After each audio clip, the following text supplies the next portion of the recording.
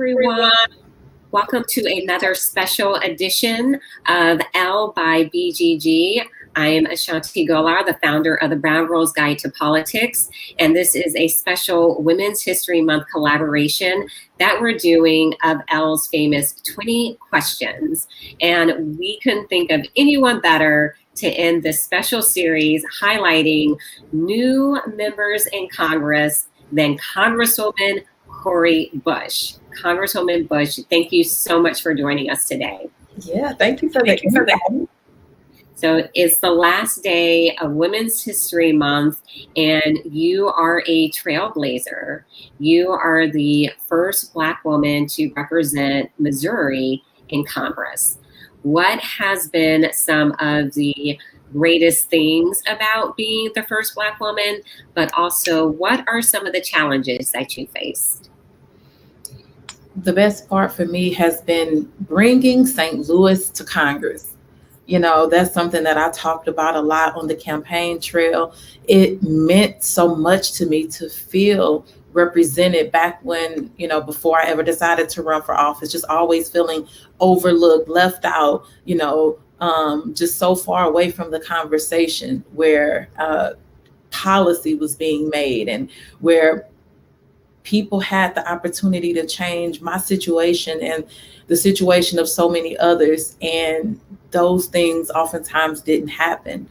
You know, I said from the beginning, I am a representative who is bringing my folks with me. And the way that I say it, though, is, and I feel like this is it, I have St. Louis in my bag. So every single time I head to DC, every single time that, you know, I step up on the House floor, every time I'm voting, I'm talking about St. Louis, and St. Louis is in my heart. What are the needs of the people? For the first time, the experience and the struggle of being a Black woman in St. Louis, to me, has a voice in Congress. And for the first time, Black women and girls see themselves in their representative and know that their congresswoman loves them and is fighting for them every single day.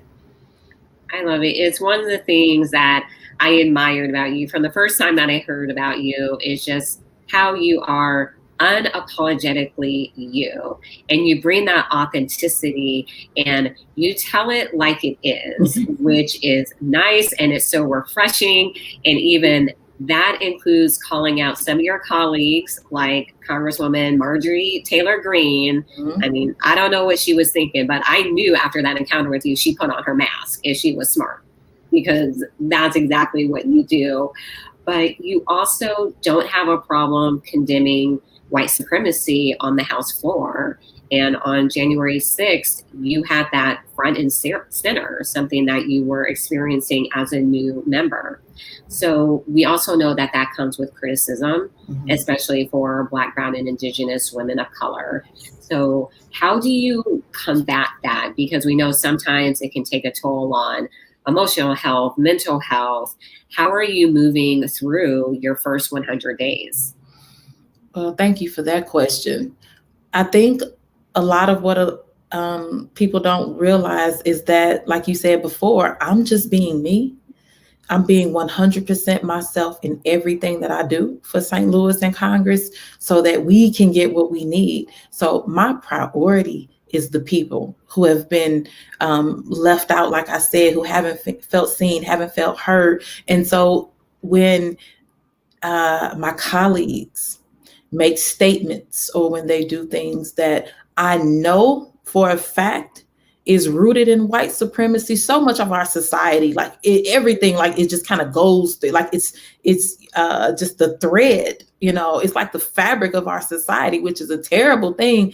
But when I see it, that my colleagues are, you know, like perpetuating it right in front of my face, or that they're using that, then I have to call it out, because the thing is, I'll call it out if I was at home on the street. You know, my background getting me here to Congress, part of that started on the streets of Ferguson, out there fighting to save Black lives, out there trying to get justice for Michael Brown Jr. and so many others, you know, Von Derek Myers and Kajim Powell and so many more that have been killed in the St. Louis area and around the country. And so I said the same fight that you see me, fight out on the streets, that same bit of passion and that same courage and that bullhorn is the same. That's what I'm taking right to Congress with me. And so I don't care. Look, Ashanti, I don't care what your title is. I don't care who your mama is. None of how much money you have. None of that matters to me. I care about you treating my people right. I care about the dignity and safety and the peace and justice for my folks. So that's what I'm going for. And when people say, oh, you only care about Black people, oh, you only care about brown people, oh, you only care about, you know what I'm doing is I'm speaking up for people that you left out. So my thing is, if you would have fixed the problem before I got here, then I wouldn't have to do it. But because we got a problem in those areas and you seem not to want to tackle it, I'll do it. And if you don't like the way that I do it, oh well, that's not on me. You should have fixed it because I'm a product of your lack of leadership. I love it. And you're in Congress now, and you've run for office before you won your congressional seat. And in my professional career, I'm the president of Emerge. So I focus on getting women recruited and trained to run for office. And after every election cycle, I call up our alums who did not win. And I say, when are you running again? And they're like, wait, what? I'm like, no, when are you running again? So what advice do you have for those women who may have run for office and not won their seat, not to give up on a dream or a goal? Yeah. So the question is, why did you run in the first place? And did you meet that goal or did you complete that mission? And if the answer is no, then why aren't you running again? And I do understand that running for office, it is it can be a financial strain. It can take an emotional, physical, spiritual toll on you. I get that. But if the reason that you ran for office in the first place was because you wanted to make change in areas that were not where you weren't seeing the change that you feel your community should have, or you feel like that there is something else there is more that could be done. If you don't run, if you stop, then does the community then get it some other kind of way? Is it by osmosis through some other like district? I don't know. So if not, then there is your answer. And I know it's tough. I know it's hard, but it's harder when you know that you could have done something and you didn't do it. It's harder when you have to continue to live out those things that you yourself could have had a hand in fixing. So, you know what? I know it's tough, but I tell you what, after my first run, 3 weeks after my first run, I was violently sexual assaulted. For 4 months, I couldn't figure out running again. But you know what? When I thought about how do we get that change that we need, I picked myself up, continued with my therapy, took the support of my family and friends, and I ran again. I didn't win that time, suffered a very, accident, a car accident, didn't win. But you know what? I thought about it. How do we win? We got to keep running. And so I ran again that time. And you know what? The mission was the same mission. And now I'm here. You can do it. Thank you for sharing your story with us and just how you are so outspoken about your lived experience, the good and the bad. And the Center for American Women in Politics, they just released their new report focusing on the 117th Congress. And I was talking to Kelly Dittmar, and we're talking about, what are some of the great qualities of women who run for office? And of course, they're all great qualities. But one of the things that I said is activists make some of the best elected officials. And at the same time, both of us went Congresswoman Cori Bush. So you are a Black Lives Matter activist. Talk to us about how has that, led to how you approach your work in Congress? Activism informs every single thing that I do. It's how I ended up in Congress.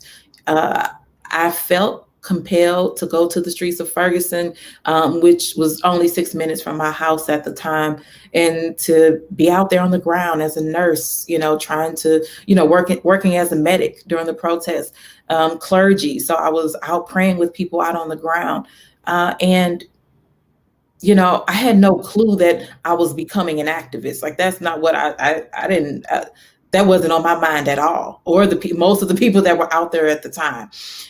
We just wanted to see justice, and we were just doing what we felt in our hearts was the right thing.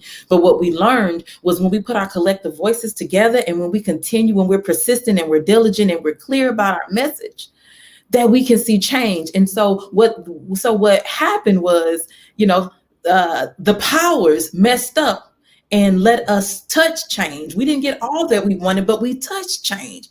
And we saw how, if we continued in that work, that we could see more. And so that same fire and dedication and passion and courage is what I'm bringing to Congress.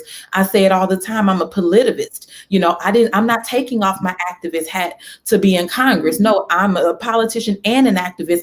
I've married the two, and because that activist part of Cori is going to be the one that's going to put pressure and going to drive it, and is going to speak very plainly. I don't care about your feelings. I care about change. And if your feelings are in the way of that, if your dignified clothing and your respectability speech is in the way of that, then let me come and shut it down with my AAVE, or let me shut it down with my hair when I put them in braids, or if I walk up on the House floor with a t-shirt on that says Black Lives Matter, whatever that has to be, I will shut it down to make sure that we get what we need. That's the activist side. And then the politician side says, I belong here. I got a pen. I got to write my name on it. And now I got a pen to write some legislation to help us get what we need. I love it. You got like the congressional pen and your pen. You got all the pens. So your commitment to Black and Brown communities is undeniable. And we absolutely do have to talk about the increase in anti-Asian violence that we are seeing sweeping the country. Can you talk about ways that you are standing in solidarity with the Asian American community, and give people also some advice about other things that they can do? I know over the past few days, we've had an increased conversation about bystanders, and when you're seeing something, what can you do to really be supportive? Yeah. And I'm so grateful for the conversation, because we don't want there to be people in our communities who feel like they are, they're not seen or heard, even more so than people like us who are saying we don't feel seen, we don't feel heard. But then we have other groups of people that are like, well, at least people hear you say you're not being seen or heard, and so opening up that space, standing in solidarity, means listening and hearing the stories of our Asian friends, those family members and neighbors who are scared, who are experiencing this racism every single day. It also means calling it out, like you said, and that the white supremacy that fuels it. And then we have to organize together to dismantle that white supremacy in all its forms. And the thing is, we have to call it that. So no matter what's happened, the root of it, because sometimes people will say, well, this time it wasn't a white person that did it. Well, you know what? The root of it all, period and point blank, is white supremacy. So that is what we have to tackle, and that is what we have to break up. So I want all members of our AAPI community to know that we stand with you and we love you. So organize, galvanize, and get justice. Fight against white supremacy with us. And for us as folks that are standing with you, the other thing is, get involved. Like, there are things that we can do the same way as the Black community. We've said, you know what, we don't want our white community to take over and do our work for us. Don't come over and take over our movement. We don't want you to do that. We want you to support.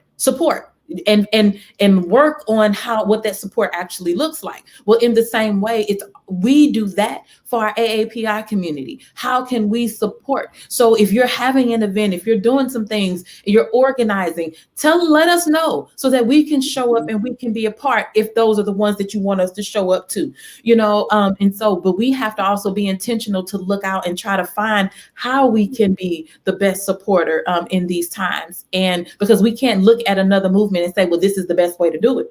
We need to find out what they need and then bring that forward and support how we can. And lastly, on this note, I'll say this. I remember working with folks in our Latinx community and our Hispanic community, and saying, they were saying, like, you know what, because we can't organize publicly, so would you do X, Y, and Z, even though you're a Black woman, but would you do these things because we can't, because of a risk of deportation and all of those things. And so we heard that and we took that and we did what we could do. We did what we were asked to do. So whatever we're being asked to do, let's make sure that we're listening. Love it. And I also want to pivot to another question, talking about how people can get involved. Right now, Georgia is on a lot of people's mind, but not for the right reasons. It's one of the states that we are seeing pass basically Jim Crow legislation when it comes to voting rights.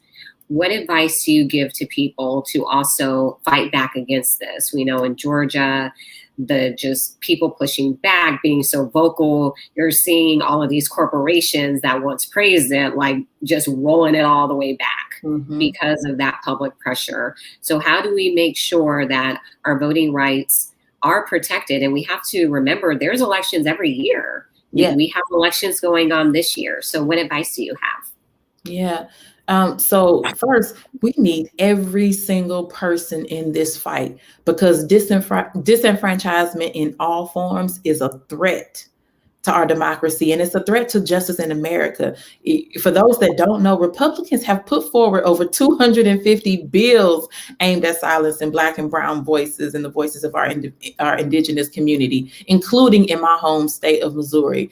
Those efforts we've seen by Republican legislatures across the country make it so much more difficult for us to vote. And this is just a desperate racist effort to suppress our voices. So much of it is happening at the state level.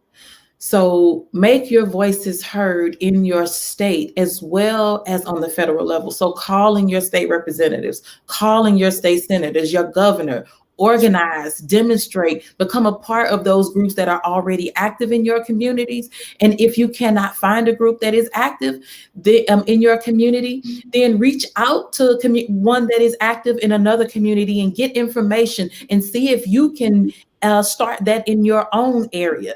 There's so much work for each and every one of us to do. And don't think that you have to have this huge background behind you to do the work. Just get active, start somewhere, start doing the work, get connected. We need everybody's hand in this, because when we look and say, well, this didn't happen. Oh, wow, man, that didn't happen. Well, you know what? Maybe you were the one that could have helped, bring it along. And so everybody has a part. We can't complain about what's not happening if we're not willing to be a part of things actually happening. So, and the most important thing you can do now, calling your senator and asking them to support S1, the For the People Act, to expand those voting rights and combat these state efforts to disenfranchise our communities. The House, we did our job, a month ago passing the legislation, but now the Senate needs to do it so we can get it to the president's desk. Look, we vote these folks in. Don't forget that. They don't get in magically. We vote them in. And so also right now, be paying attention to when if you got a Senate seat coming up in 2022 or 2024, who are you all organizing to get ready to run if you got to replace some folks? Looking at who's running on the state level, because our states are jacked up in some places. What are we doing to make sure that we're getting good people in these seats? So it's not just about what happens after these people are in the seats and now we're upset about the legislation. Along the way, there was a place where we could have stopped it. So let's look at the whole picture and get involved. Congresswoman, I've enjoyed our time with you. You're super busy and you're being pulled away. It's the life of a Congresswoman, but you're off to do the work that the people of Missouri elected you to do. Great work that has a positive impact on all of us across the country. And I just want to say thank you so much for being you, for being everything that you do. And thank you to everyone who tuned in for this special edition of ELLE's 20 Questions, featuring some of the new women of color who are serving in Congress. I'm Ashanti Golar, the founder of the Brown Girls Guide to Politics. It's been amazing to do this collaboration with ELLE during Women's History Month, and we will see you all next time. Thank you.